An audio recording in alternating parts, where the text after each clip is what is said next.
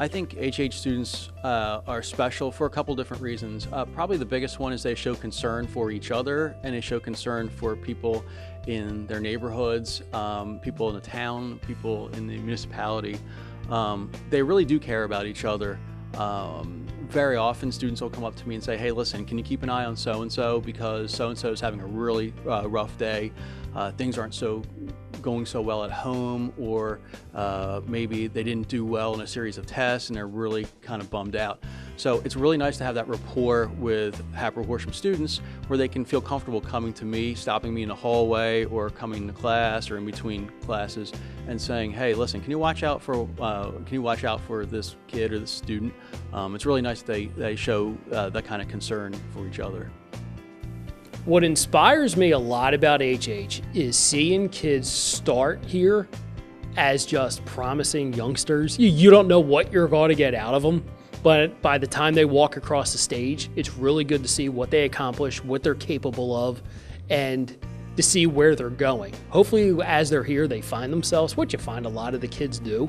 But again, they're leaving here ready to take on the next stage of life, college, military, workforce, whatever it is. So it's usually inspiring, along their journey, seeing them grow. When my father passed away, students started right away writing a little note to leave so that when I came back, the note would be waiting for me. And to me, that was extremely special. The other thing that I think almost everybody knows is I am going to be retiring the end of this semester, and the words of kindness that students have been sharing with me, it has just been heartwarming, and it's going to be a very bittersweet experience. I'm not leaving. I'm always going to be a Hatter, but those experiences plus many more that I wouldn't want to give them all because I'd want to add the names to everything, but just the caring and the love and those experiences that have made being here very special. Reasons why I love Hatboro-Horsham is red and black.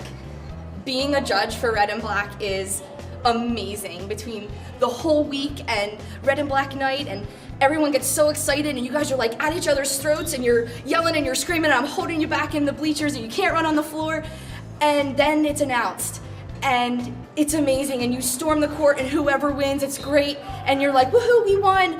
And then 5 minutes later, you're shaking the hand of the other team and you're giving hugs and you're leaving together, and knowing that you guys care for each other as much as we care for you, it makes my day, it makes my night, it makes my year.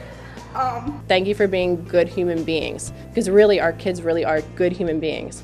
Just something that happened this week, just a couple of days ago, I had a student who came into my hats and gave up his entire hats period 3 days in a row to work with his classmate on a presentation that she was going to give. He already presented and he had gotten an A, and so he decided he was going to give her his time to make sure that she earned an A too. Just things like that, little things like that is what makes me think that our students here are really special.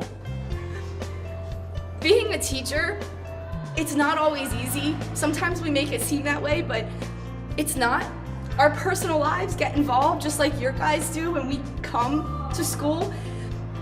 But one of my favorite things is my classes and my students, the ones who aren't even in my classes anymore, they know, they can tell, and they do everything in their power to bring me out of the funk that I'm in or ask me if I'm okay and check in on me. That's not how it is. It's not supposed to be that way. I'm supposed to be checking in on you guys, and you guys take the time and care for us just as much as we care for you. So. Take risks. You're gonna mess up, and that's okay. You learn from those little mistakes. Don't be afraid to challenge yourself, to challenge accepted ideas that you may have or ideas that you've been taught. And if something doesn't work out the first time, don't give up on that. What I would say is just keep your chin up. You don't have to be perfect. The world's not full of perfect people. Thankfully not. Everybody has flaws, myself included.